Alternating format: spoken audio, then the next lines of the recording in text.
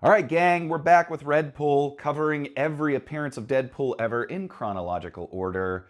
Last time we were checking out his first appearance, New Mutants 98. This time we've got a few different comics that we're going to be checking out. Of course, his second appearance in X-Force number 2, followed by X-Force 4, X-Force 5, and then we got another one that you may not know about. It was the first appearance outside of an X-Men comic by Deadpool. Think about that now. He appears in pretty much everything that Marvel publishes. However, at the time, brand new character, and we'll see how he fit into the storyline that was happening at Nomad at the time. However, he did appear someplace else before X-Force number 2, technically, and that's X-Force number 1. So we all remember this. 5 different trading cards, all of them polybagged. In this first issue, it was the highest selling comic ever until a couple months later. X-Men ate both of their lunches at 8.5 million copies sold. Unbelievable. However, this copy that I have is pretty much vacuum sealed on the inside. I tried to move the cards around so you could see them. Deadpool appeared in a trading card, one of the 5 trading cards you could get with a polybag purchase of X-Force number 1. Mine is upside down here. And this is technically his second appearance. And you can see a second card right here, right? Like I said, this issue is kind of like vacuum sealed. I couldn't really manipulate the cards around inside of it, so I found, that's right, I've got more than one copy of X-Force sealed because, well, you just have to. I think it's a legal requirement if you have a copy, you must own 5, and they all must, whoa, careful, Batman. And they all, of course, must still be in the poly bags. But if you take a look here, this is the card that's behind each card. And it's an offer for card shirts. So you could get each of these cards as a shirt. And there you go, right there. Technically, Deadpool's third appearance could have been right on your chesticles. How about that? Pretty cool stuff there. But like I said last time, we were pretty hyped about Deadpool as a character from the jump. And now this comic holds a special place in your boy's heart. Mainly because, okay, so this came out July of 1991. So I was about to turn 11, and this summer and the next were the absolute critical inflection moments in my history as a comic book fan. The stuff that was coming out at the time combined with the age I was just really crystallized these things, and that's the reason why 35 years later I'm standing over my desk talking to you about issues of Marvel Comics with Deadpool in them. I went to Triangle News in Beaver Falls, Pennsylvania, saw this on the racks, and let me tell you, look at this cover composition. I'm a kid, I see this on the rack, my brain is drooling. I can't believe how cool this artwork is. I don't know who this is yet. I see this up in the corner. I say, I don't know who this is. I don't know why he's back, but I want to find out. The action, the energy, the color scheme, all of it combined here. I ate this up for lunch. My God, do I love it. This issue called The Blood Hunters. But again, we know Deadpool already so popular, we're calling him out on the cover and we're saying, hey kids, he's back. And I think we probably had to do this too, because as much as I do love the cover composition, if you want to show off Deadpool, he's looking away from the camera, he's looking away from the audience. We don't really get his full visual profile. So I see this comic on the stands, and this was a trip to Triangle News. Triangle News was the newsstand where my grandmother purchased the very first comic for me that I ever owned when I was 3. G.I. Joe number 1. And this is where they would take me, my mom, my grandparents, anybody that was taking me to downtown Beaver Falls. They knew they could take me to Triangle News, buy me a comic, and I would shut up and be reading for the rest of the time. But this is a really special trip because my grandmother told me she was going to take me down and she's going to buy me pretty much whatever I wanted off of the stands for my birthday that was coming up. The only catch was I had to wait 2 weeks till my actual birthday to get the comics in hand. And at the time, obviously, I'm not running down Wizard. I don't even know what Wizard is yet. All I know is my grandmother promised me a big stack of comics. And so I went ham, pulled so many things off the shelf that day, but one of them this. This book also introduces another new character, Kane, aka Weapon X. And unfortunately, Kane didn't quite have the same career as Deadpool did. We get some inner monologue from Kane, aka Weapon X, talking about why he's there. It's 3 minutes to midnight. Time to kick some butt. Everything in this comic is written as if it is a Die Hard type action movie. They find the target, they point the gun, they pull the trigger. I'm the bullet.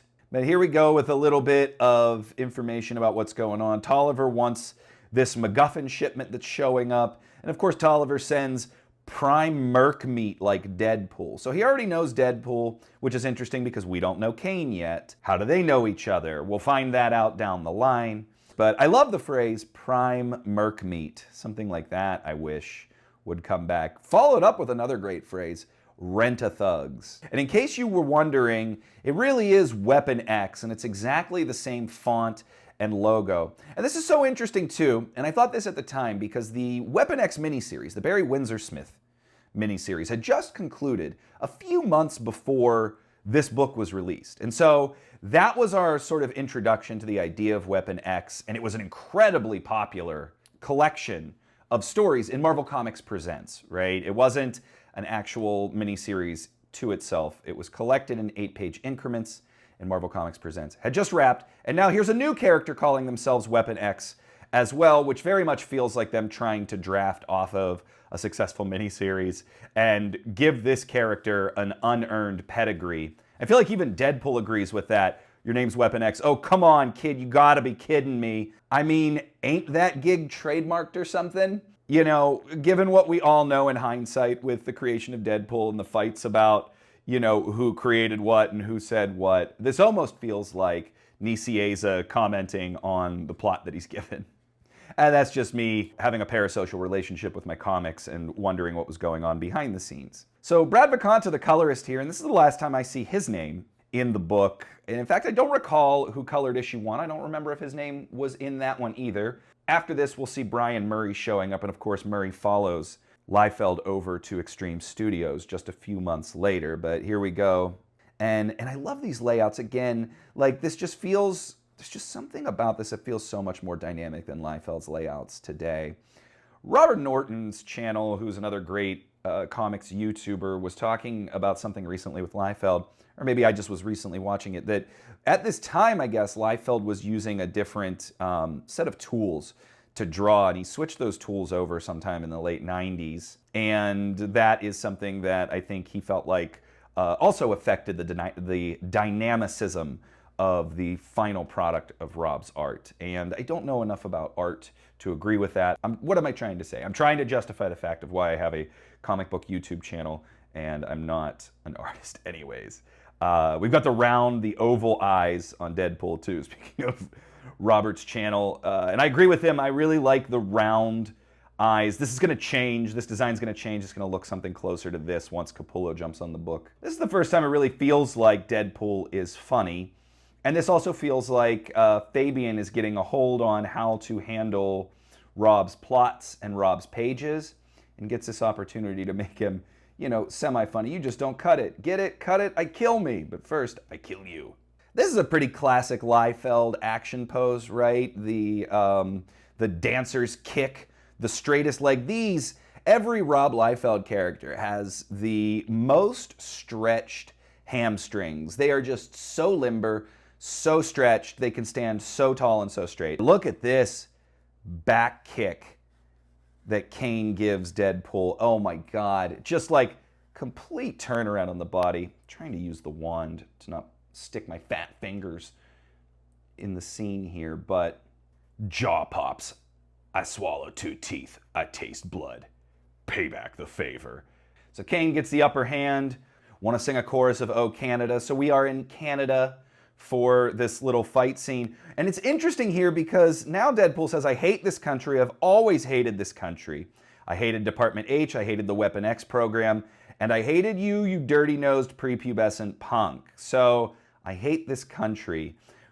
This is going to be retconned eventually as we do learn that Deadpool is Canadian. And he loves being from Canada. Although I do understand him saying, I've always hated this country because he hated Department H. These are the people that he went to try to get his cancer cured. We don't know anything about this, about Deadpool yet, right? This is still stuff that's going to be coming down the pike. He's still a bit of a mystery, but he says he hates Canada, hates being here, and then, you know, we're still like, who are these guys to each other? It seems that they know each other, And we've got, in twice in 2 installments of Readpool, we have someone shooting their hand off in a Rob Liefeld comic. He loves that gimmick. Whoo! I'm glad he put a whistle tip inside the hand so you know it's coming. Whoo! Arm! All right. Props to Iliopoulos for that. Here's another guy. Wait, what's going on? GW Bridge is here. What is he doing here? Oh, he's watching Kane's cocky butt, and he shoots Deadpool right between the shoulder blades. Kaboom! All right, and then hops down from wherever he was. It seemed like he was on a higher vantage point, but in between has hopped down onto this dock full of boxes. Dox's boxes. But Kane had this under control. What's Bridge doing here? They're arguing, and then of course Deadpool chimes in, hey, listen to the kid, you didn't have to shoot me, and then they're both like, shut up. The subplot has already begun about GW Bridge trying to track down Cable. It turns out Kane knows Cable. And now they start chatting and getting caught up in, hey, we gotta take Cable down. As kids, we're like, what do you mean you gotta take Cable down? But in the meantime, guess what? Deadpool, gone. Dudley Do-Right just lost his man. Dudley Do-Right, if you are too old for that reference, he was a Mountie, and Dudley Do-Right always got his man, except not this time. Deadpool was using this teleporter pretty much every time you see him, and you'll see that in the next couple of issues as well. But that is Deadpool's involvement in X-Force 2. He bounces here, and we don't see him again for another couple of issues, but just to kind of show you off what we had going on here. Cable says we've got to get you all used to being in war, and also just gives Rob an opportunity to do some cool fight poses. And again, too, I really love these Rob pages. I feel like they're super dynamic. They're also fairly clear in terms of storytelling. His pages aren't always the easiest to follow in terms of story. I'd even say that about McFarlane sometimes, too. I do want to pause real fast, and I want to take a look at this ad over here, because I would always just drool over these shirts in the books. There would be a brand new shirt advertisement pretty much every month in Marvel Comics. But we got an X-Men shirt here. And this was, at the time, the month that this issue came out. So you could pretty much, if you got this copy of X-Force, I think it even came out 2 weeks before X-Men itself, you could have ordered this before you even had the comic. Punisher, believe that is a Mike Zeck shot, but that is an all-over back graphic hit, and it's gorgeous. And this awesome Brett Blevins Wolverine shirt as well is just so rad. Oh boy. This was pretty much a scam. I played this. I convinced my mom to let me call and play this game twice because it was $1.75 for the first minute and 75 cents each additional minute that you were on the phone. It says maximum call 4 minutes, and we didn't really have a lot of money, so my mom was like, absolutely not. But I wore her down to the point that she finally let me play. So this was you would call this number, right? And a voice would talk to you, and this was basically a push-button multiple choice game. And so it would tell you, hey, the X-Men are in trouble. All of a sudden Sauron is attacking you, and these are the characters. Which one do you think is the best one to attack Sauron? Press 1 for Iceman, press 2 for Cyclops, 3 for Wolverine, 4 for Banshee. And if, based on the power set, you know, there was a right answer, and if you pushed the right answer, you know, number 1 or number 2 or whatever, in time, it would say correct, and you would go on to the next branch of the game. And I think there were about 5 branches of the game, and you would wind up winning these great prizes like a plate signed X-Men #1 cover of your choice, and product coupons, or covers, coupons, and a special edition X-Men poster. Well, I won none of these things. I got through like 3 or 4, I got through like 3 rounds. And the thing was, you had less and less time per round to answer the call on the questions. And at the very end, you had like almost 1 second to respond to which of the best X-Men it would be. I guess basically trying to recreate the idea of these fights being split-second decisions, and also the sort of quarter-eating mentality of an arcade owner in the 80s and 90s. But what I wound up winning, and it showed up months later, in fact, I'd even forgot that I'd done it, but I just got an envelope with 3 packs of Marvel Series 1 trading cards in them. No note, no congratulations. I looked at the return address and it said like Prize Fulfillment Center, and I reverse engineered that I won them based off of this game. Eric Larson marketing illustration too. What's up? And so this wraps up X-Force #2, Deadpool's second, technically third appearance. And X-Force issue 3 gets away from Deadpool and really starts to get into the Sabotage crossover, which is the next story, and it crosses over with Spider-Man 16, which is Todd McFarlane's final comic for Marvel Comics. His last Spider-Man issue, the last comic that he ever drew for Marvel. Not the last thing he ever drew from Marvel. Maybe we'll cover Heroes someday.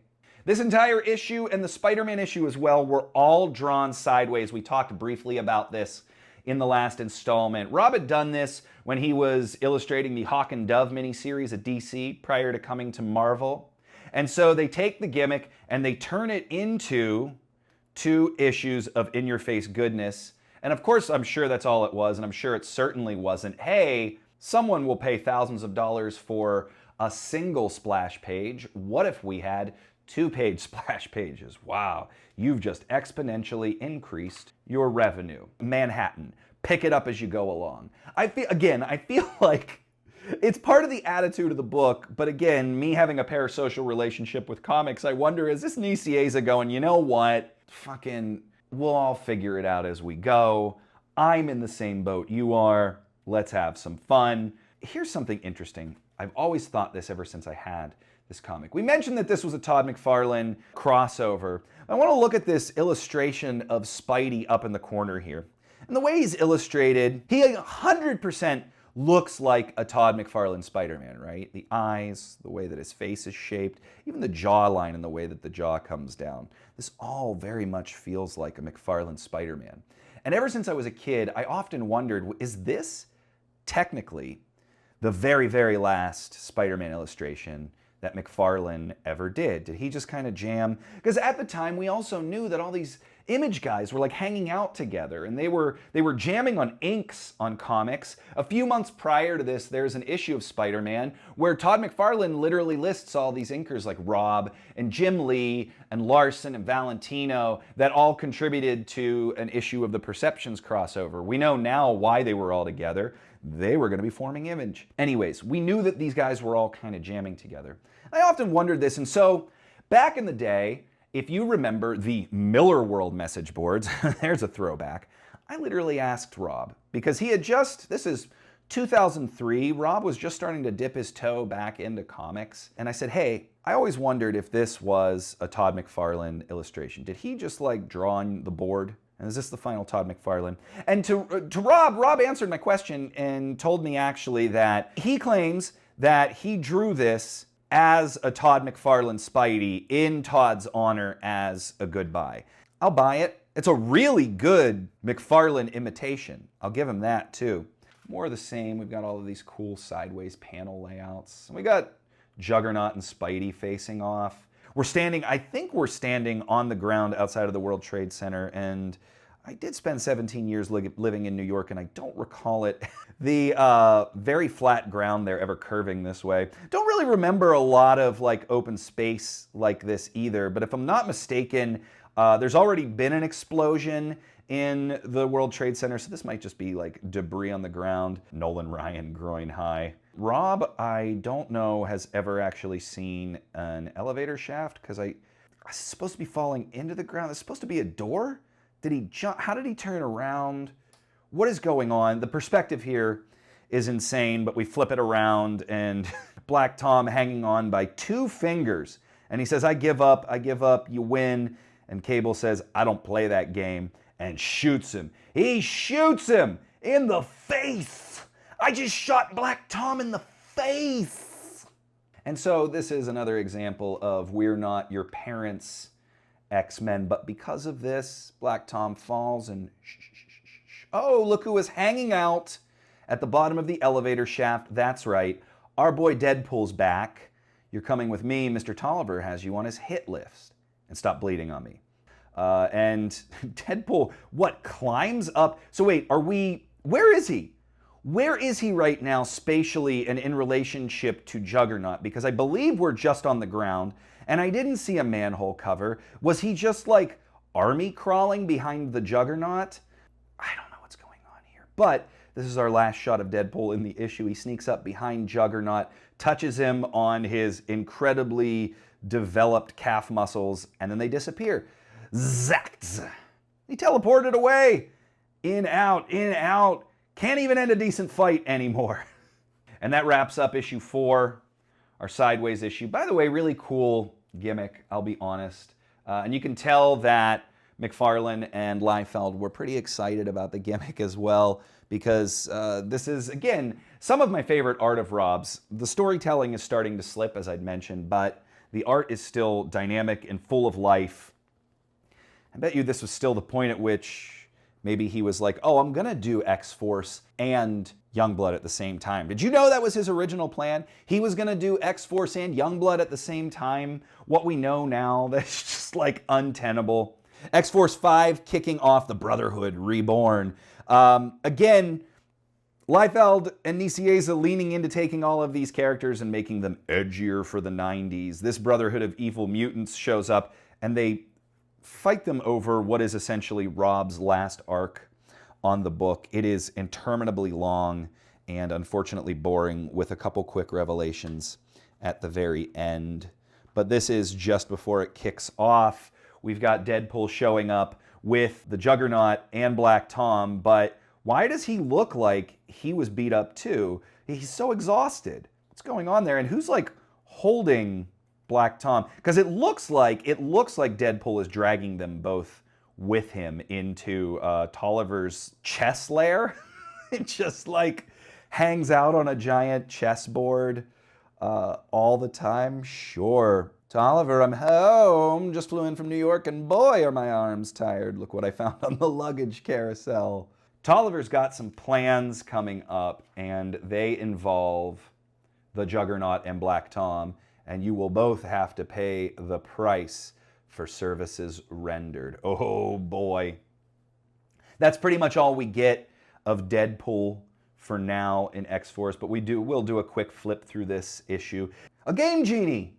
I did not have a Game Genie. I had friends that did, and it kind of ticked me off because it was basically, you'd put the Game Genie on the end of the Nintendo game, and then you'd put both into the Nintendo. And instead of the game starting, you would basically have like a terminal screen where you would enter 16 numbers and letters, and then that code would basically debug something from the game. Hey, do you want to play Super Mario where he can jump so high he jumps off the screen? You could do that with Game Genie. You know, as we know Brian Murray's work now as well, after we've seen his work on, what do you call it, Supreme, I can't help but wonder if he was ghosting for Liefeld on a page like this, because it really does feel a bit like, I don't know, maybe Brian Murray, maybe Murat Michaels doing a ghost of Liefeld's style in order to get this book out on time. It looks like a Wills, and it even has kind of that big sloppy Wills background. Again, I'm really curious if there were some fill-ins at this time. More training. At this point, I feel like X-Force has done more training than fighting, but it still gives Liefeld a chance to do all of the cool poses. You know he's going to be illustrating the shots, the action shots. He's going to be doing those himself. Here's another one that I feel like is a Brian Murray adjacent, or maybe Murat Michaels. This doesn't quite feel exactly like Liefeld, right? There's just something different about it. More of this. I'm sorry, you can't convince me it's not, unless it was Rob's breakdowns and then some very heavy ghost inks. Toad doing a Cossack squat here. That's how you know he's always in shape. As far as internal art goes, this right here is Rob's last internal art of Deadpool until he returns years later. This is the last image that he draws of Deadpool internally in a Marvel comic for years and years. In fact, I think the next time he may draw Deadpool on internal pages is the Wolverine crossover in the year 2000. So that's 8 years after this comic. He does do a Liefeld does draw Deadpool one more time on the cover of X-Force 11, which we'll cover next installment, but he does not do the interiors of that issue. This right here even though Rob didn't know it, his final internal pages on Deadpool for a very long time. So that's pretty much a wrap on Rob's work on Deadpool leading up to the final arc, which he did plot as well. Rob plotted the first, I don't know, 15 issues of X-Force, and after that, we kind of enter our phase 2 of that book. That happens right around the time that Fabian Nicieza is involved in another crossover that is happening in the Marvel Universe that doesn't have anything to do with any other mutants, and that is Dead Man's Hand. So this crossover happened in between the pages of Nomad, Punisher, and Daredevil. 6, 7 parts, something like that. There's basically a mafia convention happening in Vegas, and various plot elements have led each of these characters to Vegas, and they wind up getting pulled into the main plot, the slug, and that's why Nomad's here. In this book, if I'm not mistaken at the time, the United States government has offered Nomad, who was the replacement Bucky in the 70s, but they've offered him clemency for his previous crimes in exchange for killing the slug. So he's in Vegas to do that. This book was also sort of a lone wolf and cub situation because Jack, Nomad, had a baby that he brought everywhere with him, not the shotgun though, literally on his chest. And that baby's name was Bucky, and he brought the baby everywhere he went. The baby, in fact, becomes a MacGuffin for the plot in this story. Clark Hawbaker, the artist on Nomad for the first 3 issues, but not the artist here. In fact, in the back, the editor calls out that Pat O'Leaf is, as of now, the new regular illustrator in the pages of Nomad. Clark apparently did not want to sacrifice quality for speed, and so they've moved on. But here's Bushwhacker pulling out his gun, his flesh gun. That's always so gross to me. But he's on the hunt for this guy Troy. And Troy's going to be running around trying to save his own butt throughout the entire issue. Bushwhacker's after him.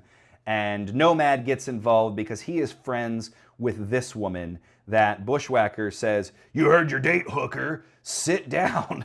That wasn't necessary, Carl. Talk about underreaction of the year here. But I guess if these are guys that are expecting a flesh gun to get pointed to the back of their head while they're eating dinner, they're also going to underreact when someone calls their date hooker and slaps them in the face. Misogyny at its finest.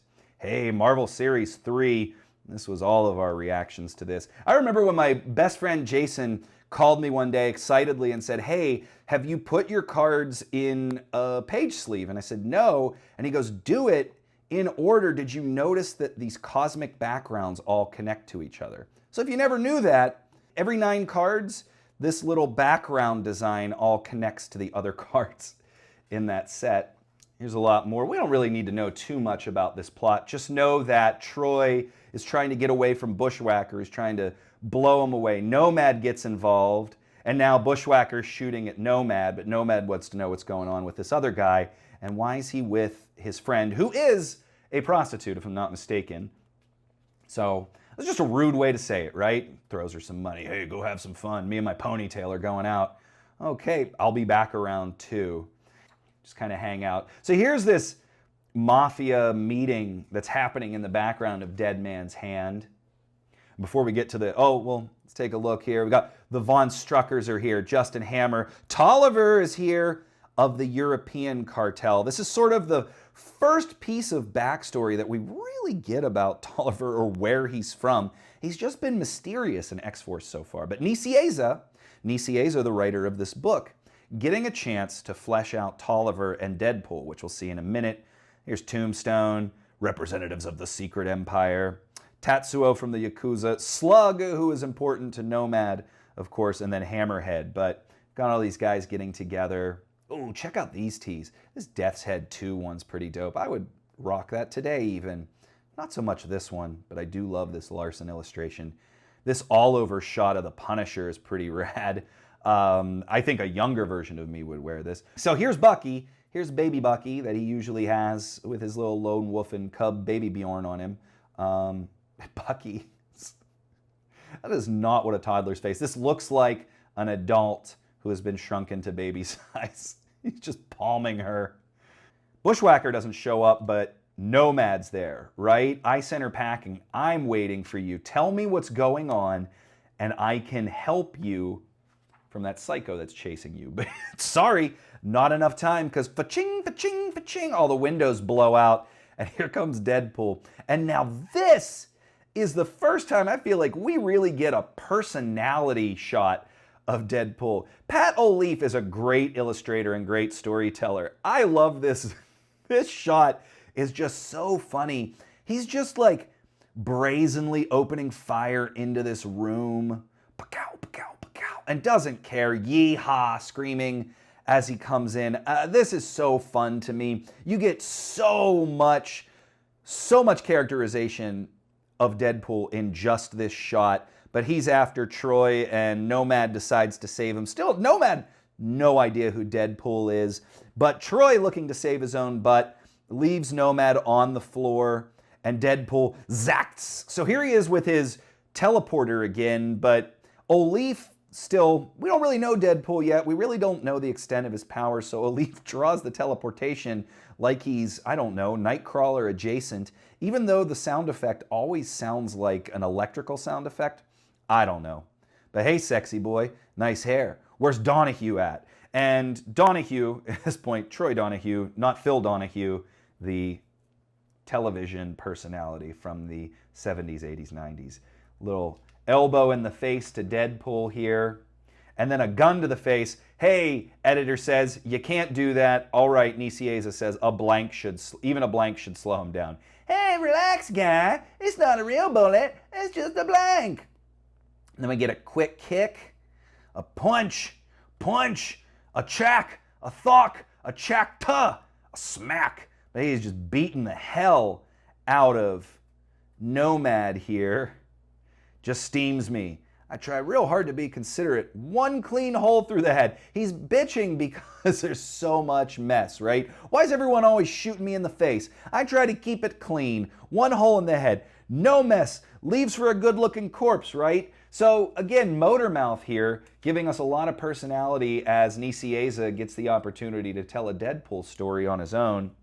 And he's going to be doing a lot more of that. I'll say the timing of this book, it does feel like this was probably written a couple of months after Rob bounced from Marvel. So this is essentially the first story told with Deadpool that does not involve Rob Liefeld. And we get so much personality out of Deadpool here in this clean illustration. And that's a fun trivia question. Hey, who's the first person that illustrated a Deadpool story that wasn't Rob Liefeld? Pat O'Leaf. Hits him with a stun disc, pushes him into the elevator. We get this awesome shunk. You thought I was dead, you thought I was gone, you thought wrong. Well, maybe you didn't think wrong, because snapped. Ah, shoot, that's what you get. That's what you get for buying swords in Vegas, as Katy Perry said. If this guy didn't have so much gumption, I'd be really ticked at him. I'm gonna let him live. I'm gonna be merciful once in a while. And then he teleports to go look for Troy again. But again, Zacks is the sound effect, and instead he is farting brimstone to teleport, and he gets away, and then we see that Bushwhacker is caught up with Troy down at street level, because tick, tick, tick, tick, tick, tick. Where do all these bullets come from Bushwhacker? He's whacking them into you. Whack, whack, whack, whack, whack. That should be the sound effect every time the Bushwhacker shoots. Whack, whack, whack, whack, whack, whack, whack. Troy convinces Bushwhacker to leave him alone and says, you better not be lying or I'll be back. And of course, he was lying, and we think Troy got away, but a very familiar speech bubble. Oh, Troy. Huh? Thoof, bang. You're dead. He's done his deed. He shot Troy Donahue. He's going to be making some money for that. And then a car pulls up, and it's Tolliver. Get inside. Our business in this city is concluded.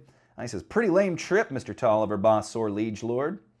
I feel kind of guilty. Like I barely earned my paycheck, you know? And then we leave them as they just leave Troy in a bloody pool on the streets of Vegas. And then we get a little bit of the actual story of the self. And this is just cold. So this is the woman that we saw earlier traveling with Bucky. She's at the Vegas International Airport. And I don't know, how does it does not get this steamy in the airport bathroom. I'm sorry, even in 91, I think the bathrooms were too big. but for effect, we wipe off, and hey, there's Bushwhacker. In the women's room, by the way, just rude. So rude. Shoots this poor woman, takes the baby, leaves the water overflowing, and that's going to be a story for another time that we aren't going to follow. But here's where Glenn Herdling announcing that Clark Hawbaker no longer on the book. Pat O'Leaf is joining. And Pat O'Leaf, in his very first issue, got to tell a Deadpool story. So that's pretty cool. So that wraps up our second installment of Readpool. I hope you had fun going down this nostalgia lane here as I'm just knocking crap all over the place.